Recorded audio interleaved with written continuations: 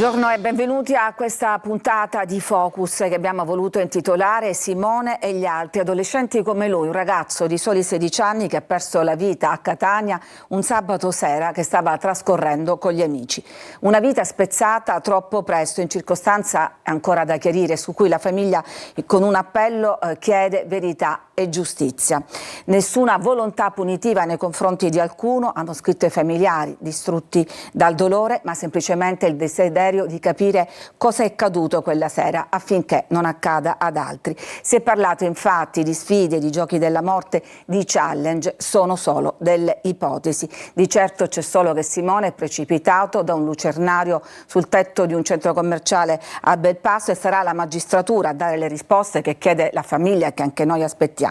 E vogliamo raccogliere anche il monito del parroco della chiesa di San Luigi, dove qualche giorno fa si sono celebrati i funerali, che ha detto: Don Salvo Golisano, non facciamo facili giudizi, non puntiamo il dito contro questo o quello, perché le stupidaggini possono capitare a tutti. Quando ci rivolgiamo ai giovani, ha detto sempre il parroco, servono buonsenso e rispetto. E allora con questo buonsenso e rispetto noi vogliamo cercare di avvicinarci a quello che era il mondo di Simone, a quello di tanti altri suoi coetanei, fatto di scuola, di amici, ma infarcito molto anche dai social, dalla realtà virtuale, dai desideri e da tante fragilità. Allora lo facciamo con i nostri ospiti che vi presento. Qui in studio con noi c'è Ernesto Calogero, coordinatore della scuola di formazione Lars, che era la scuola appunto frequentata da Simone. Benvenuto. Grazie a voi per l'invito. E in collegamento invece abbiamo Francesco Pira, sociologo dell'Università di Catania. Benvenuto anche a lei. Di Messina. Di Messina, certamente. Salve. Appunto in collegamento. Verremo tra poco da lei, intanto comincio con Ernesto Calogero. Appunto Simone frequentava questo corso della sua scuola, un corso di ristorazione fra l'altro. Lei lo conosceva personalmente? Sì, certo, Simone era un nostro alunno del corso appunto professionale di ristorazione, era giunto al secondo anno, quindi abbiamo avuto un anno e mezzo per conoscere Simone, un ragazzo solare, gioioso, che regalava sempre sorrisi a tutti, era l'amico veramente di tutti. Era un ragazzo, come spesso capita, proveniente sicuramente da delle esperienze nelle scuole di provenienza, che lo portavano forse anche un po' per carattere a essere un po' timido, un po' chiuso, aveva bisogno della spinta, del supporto, di essere spronato per poi provare a dare il meglio di sé, cosa che riusciva a fare. Infatti noi nei nostri corsi professionali dal secondo anno in poi avviamo i nostri alunni ad attività di stage presso aziende. Simone aveva appena iniziato un'attività di questo tipo in un'azienda e, parlando qualche giorno prima del tragico evento con il titolare dell'azienda ma anche con la madre, una famiglia splendida, molto presente, che seguiva il proprio figlio, eravamo tutti contenti perché Simone aveva ritrovato quell'entusiasmo, aveva ritrovato anche quella consapevolezza delle proprie capacità, una maggiore sicurezza, e l'aver iniziato questa attività eravamo tutti quanti convinti che stesse percorrendo un percorso che lo avrebbe portato poi a fare quello che probabilmente il suo cuore desiderava, perché lui aveva scelto questo corso di ristorazione. Grazie ai nostri docenti, alla nostra scuola, al nostro operato, eravamo riusciti appunto a riaccendere questa fiammella, no, della passione verso questa attività, e quindi eravamo tutti assolutamente soddisfatti del suo percorso fino ad ora. Ecco, intanto stiamo vedendo proprio le immagini girate qualche giorno fa nella vostra scuola. Abbiamo visto il banco di Simone, il mazzo di fiori bianchi, una sua foto e i suoi compagni, anche loro distrutti dal dolore. Come avete affrontato con i suoi compagni, con i suoi amici, questa vicenda? Riguardando queste immagini ritorno a un momento straziante, devo dire. I compagni, lo dicevo prima, Simone era un buono e per questo era voluto bene da tutti. Hanno accusato un colpo in maniera forte non soltanto i suoi compagni di classe, ma proprio veramente tutta la nostra popolazione scolastica. Segno evidente che eventi di questo tipo al di là del fatto che Simone era un loro compagno di scuola, lo diceva bene, lo ricordava bene lei prima, lo ha detto nell'omelia il parroco, purtroppo sono stupidaggini che accadono, che colpiscono troppo spesso. Si pensa che possono accadere a noi o a persone vicine a noi, pensiamo sempre che possa accadere ad altri.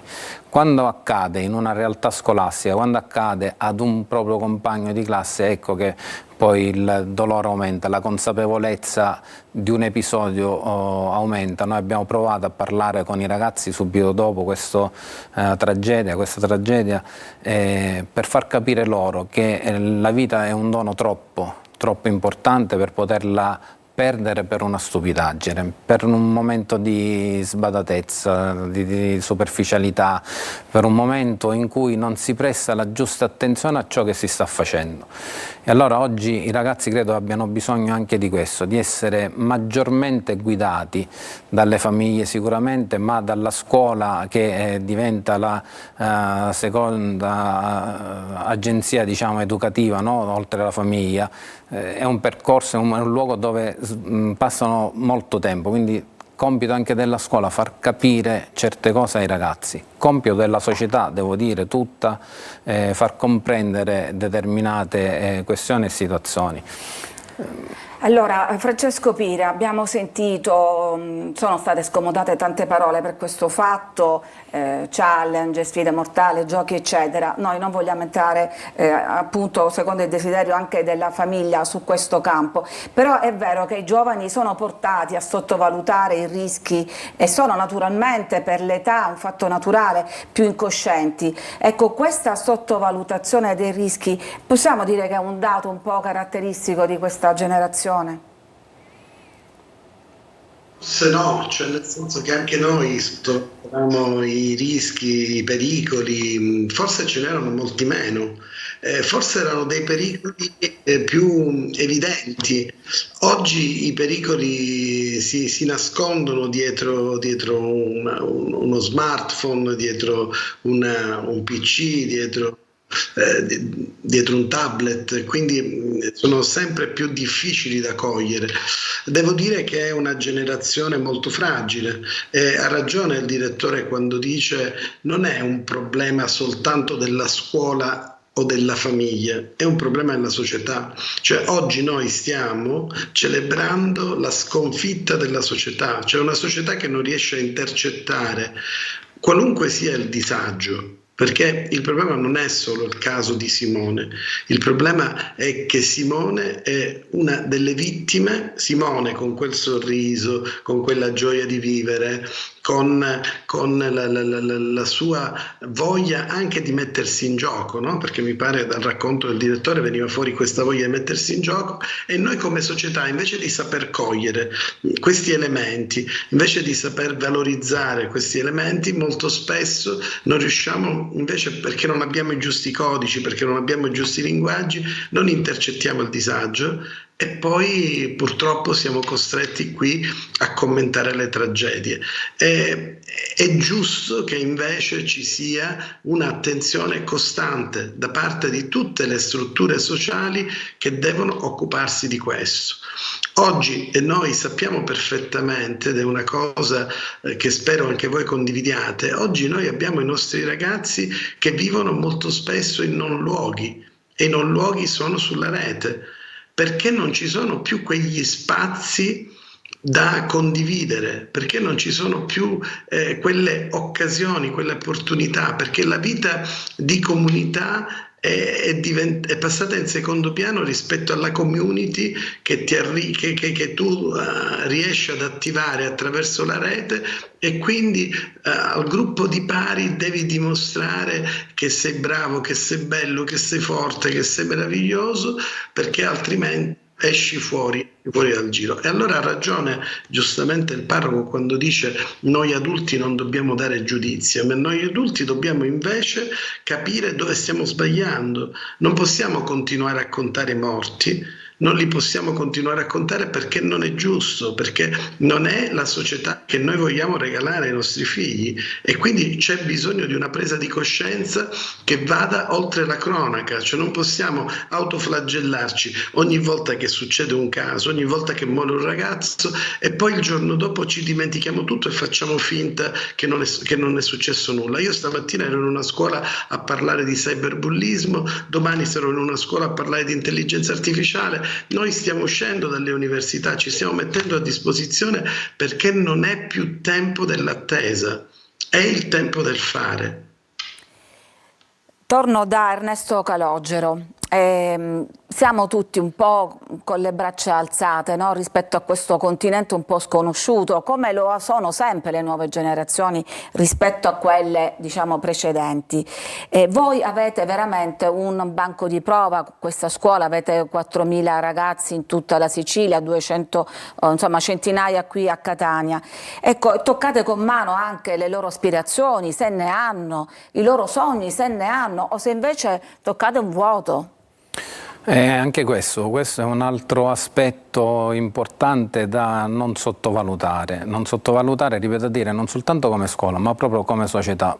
Troppo spesso ci arrivano, e stiamo parlando di ente di formazione professionale, quindi sono ragazzi che fuoriescono dalla terza media, per cui hanno già un bagaglio scolastico di un certo tipo, ma arrivano, spesso e volentieri capita che arrivano ragazzi spenti, demotivati, arrivano ragazzi che realmente non sanno neanche cosa vogliono dalla loro vita, cosa vogliono per il loro futuro. Siamo noi che dobbiamo in qualche maniera, ed ecco uno dei messaggi che lancio a tutti i nostri docenti, a tutti i nostri operatori, è quello di, lo dicevo prima, di accendere, alimentare quella fiammella della passione.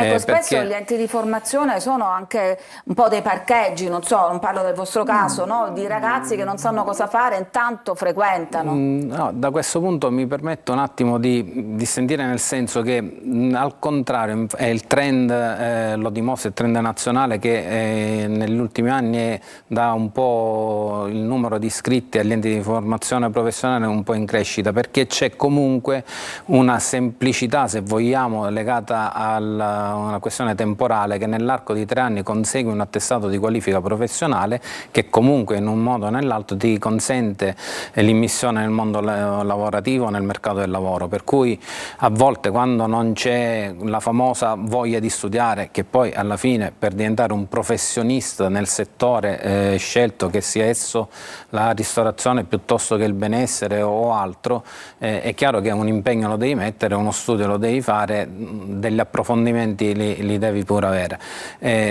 però serve la passione. Troppo spesso i ragazzi hanno bisogno, come dicevo prima, della spinta. Ma tu cosa vuoi fare?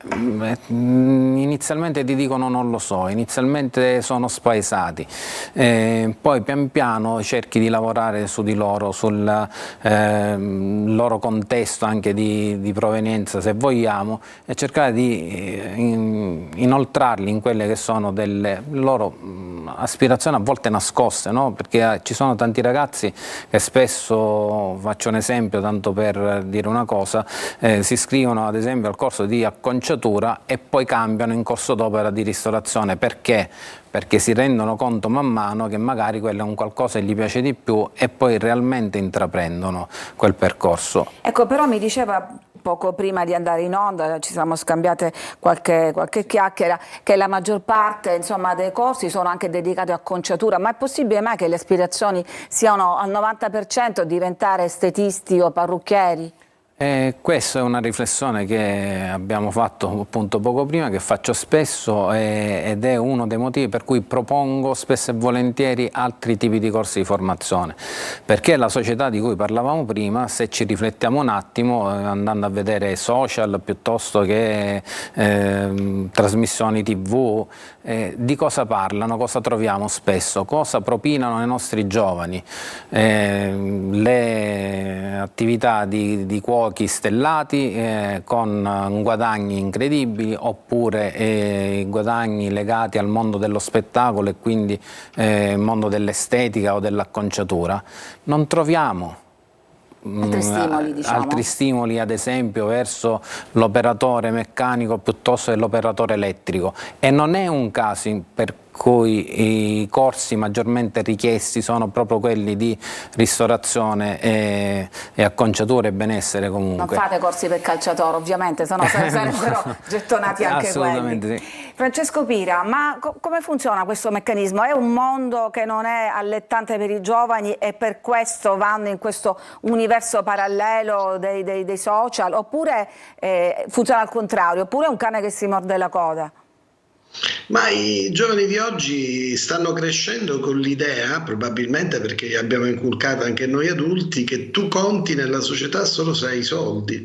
E quindi io quando vado nelle scuole e parlo con i ragazzi, mentre prima c'era che volevano fare il calciatore o la velina, oggi vogliono fare gli influencer, vogliono fare le TikToker, vogliono fare le Instagrammer, è tutto perché sostanzialmente c'è questa spinta fortissima ad utilizzare se stessi, il proprio corpo, c'è questa spinta a un edonismo costante che li porta a cercare anche delle attività che primo li facciano stare bene economicamente, anzi molto bene economicamente, e secondo che li facciano essere al centro di questo nuovo universo che appunto sono i social network. Sono due condizioni essenziali per sentirsi vivi, per sentirsi in corsa, per sentirsi appagati, e questo è molto deviante come indicazione, perché tutto sommato noi sappiamo perfettamente che poi i numeri non è che sono dei numeri altissimi, e questo è un primo aspetto. Secondo aspetto che noi non dobbiamo secondo me trascurare è che in tutto il sud Italia, quindi Campania, Puglia, Calabria, Sicilia, le persone che non vanno a scuola, che non fanno la scuola che non fanno la scuola dell'obbligo e che non fanno percorsi tipo quelli di cui stiamo parlando oggi, poi diventano facile manovalanza per la criminalità. Noi abbiamo anche questo problema che è molto grosso, quindi non serve soltanto accertarsi che questi ragazzi possano andare a scuola, molto spesso andare a scuola oppure frequentare un corso di questo tipo può essere la salvezza per evitare pericolose devianze, per evitare di entrare in meccanismi di criminalità o di arricchimento facile che certamente viene veicolato anche attraverso. Chiediamoci per esempio perché c'è questa spinta dei nostri ragazzi all'ascolto del neomelodico e a vedere costantemente questi video delle canzoni neomelodiche che sono pieni di stupri, di violenza, di armi, di prevaricazioni.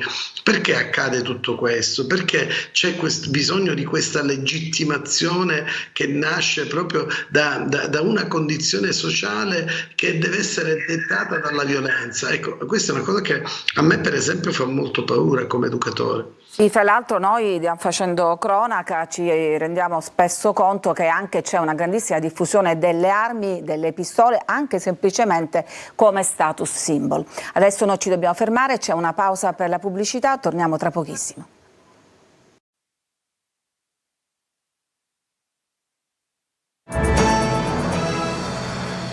Ed eccoci di nuovo in studio per riprendere il filo del discorso che ci sta portando a cercare di capire quali sono i sogni, le fragilità di queste generazioni 16-15 anni di oggi che vivono a metà tra la vita reale, quella di tutti i giorni, e anche tutti gli stimoli dei social. Lo stiamo facendo con Ernesto Calogero, direttore della scuola di formazione Ars, che era la scuola frequentata da Simone, il ragazzo, lo ricordo per chi si sta collegando solo ora, che è morto qualche sabato fa precipitando dal tetto di un centro commerciale. Ecco, anche la famiglia ha chiesto verità e giustizia perché quello che è accaduto a lui non accada ad altri. Qual è il messaggio che voi cercate di mandare ai vostri studenti? Sì, lo abbiamo già detto ai nostri alunni, lo andiamo gridando giornalmente presso le nostre sedi del nostro centro di formazione, ma è un grido che deve essere allargato a tutti. Lo ribadisco, non è possibile, non è giusto perdere la vita in un attimo per una distrazione, per una leggerezza. Allora, oggi i giovani, lo diceva benissimo il professore poco fa nel corso del suo intervento, vivono una realtà che forse è parallela, troppo rispetto a quella reale, troppo legata ai social, troppo legata a qualcosa di non vero, e quindi questo li porta a non avere la consapevolezza e quella coscienza giusta per capire cosa è giusto, cosa è pericoloso fare oppure no. Quindi lo fanno con assoluta leggerezza.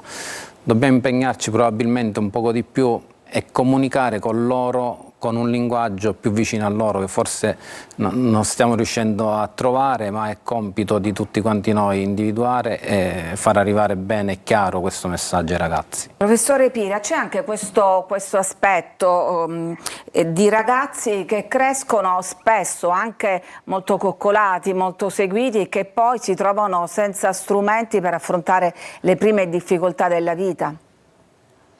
Sì, c'è questa tendenza di alcuni genitori di essere un po' genitori elicottero, no? Genitori che arrivano là appunto come fanno gli elicotteri, risolvono il problema e poi vanno via. Ed è qualcosa che non li spinge poi a affrontare nel modo più giusto quelle che sono le difficoltà quotidiane, e anche questa è una cosa su cui bisogna interrogarsi. Oggi c'è una molto complessa, una genitorialità che non riesce a cogliere spesso quelli che sono appunto i bisogni, i segnali di allarme che i ragazzi lanciano, e lo fanno in tanti modi, lo fanno smettendo di mangiare, lo fanno vestendosi in un certo modo, lo fanno frequentando anche delle compagnie che forse non sono nemmeno le compagnie più adatte. I genitori spesso non riescono a comprendere questo disagio. Gli ultimi dati che ci sono stati forniti sulle condizioni giovanili, su un campione molto alto, parlano addirittura di ragazzi che sono dei lupi solitari, cioè ragazzi che nemmeno a scuola riescono a legare con gli altri, perché il punto di riferimento rimane il collegamento con il mondo attraverso il web, attraverso i social, con implicazioni che adesso sono ancora più complesse, perché l'arrivo del metaverso, l'arrivo dell'intelligenza artificiale sta alterando anche le forme di devianze. Pensiamo per esempio allo stupro che è stato compiuto in Inghilterra nel metaverso. Pensiamo per esempio al fatto che attraverso l'intelligenza artificiale noi possiamo prendere una fotografia e spogliare una compagna di scuola, un insegnante, e poi mettere questa foto in rete con le persone che sono totalmente inconsapevoli di quello che sta accadendo. Quindi dobbiamo, secondo me, trovare un equilibrio fortissimo nell'andare a spingere su programmi educativi che abbiano al primo posto l'educazione per l'altro. Dobbiamo far entrare di norma nelle scuole l'educazione per l'altro. Poi parliamo di educazione ai sentimenti, di educazione sessuale. Qui dobbiamo fare un passo indietro e dire: perché non riusciamo più a rispettare l'altro, perché non abbiamo più la capacità. E il rispetto dell'altro consiste anche nel fare gruppo, consiste anche nel difendere l'amico o l'amica più debole. Rispettare l'altro consiste nel non godere e riprendere la persona che può avere un disagio. Ecco, questo è il messaggio forte che noi educatori dobbiamo fare passare, e ognuno deve fare la sua parte, ognuno deve mettere a disposizione quello che ha, lo deve fare anche l'università con le sue ricerche, con i suoi professionisti, ma non possiamo dire: la colpa è della famiglia, la colpa è della scuola, la colpa è del comune che non fa nulla, la colpa è della parrocchia che non c'ha più l'oratorio. Io penso che deve finire questa stagione in cui cerchiamo le colpe, e dobbiamo capire che siamo in una situazione di emergenza educativa, che stiamo regalando tantissime vittime che vogliono vivere, che vogliono sognare, che vogliono sperare, che vogliono avere passione, e invece noi stiamo mietendo vittime di giovani che non hanno chiesto di nascere e non hanno chiesto di morire. Quindi dobbiamo porci questo problema in maniera seria. Siamo in chiusura, vi chiedo, faccio un ultimo giro di domande, vi chiedo delle risposte brevissime, anche per un po' riequilibrare questo quadro un po' fosco che viene fuori. Voi che avete tutti questi ragazzi, ci racconta una storia bella di qualcuno che è uscito fuori dalla scuola e che ha raggiunto un traguardo che desiderava? Ma assolutamente sì, ne abbiamo tanti. Fortunatamente, lo dicevo prima, il numero di iscritti aumenta, così come aumenta il numero di ragazzi che terminano il proprio percorso al terzo o al quarto anno con il diploma professionale e poi iniziano un percorso formativo nel loro settore scelto. Quindi segno che funziona, segno che se si lavora sui giovani, alimentando quelle che sono realmente le loro passioni, si lasciano guidare e trovano poi la strada giusta.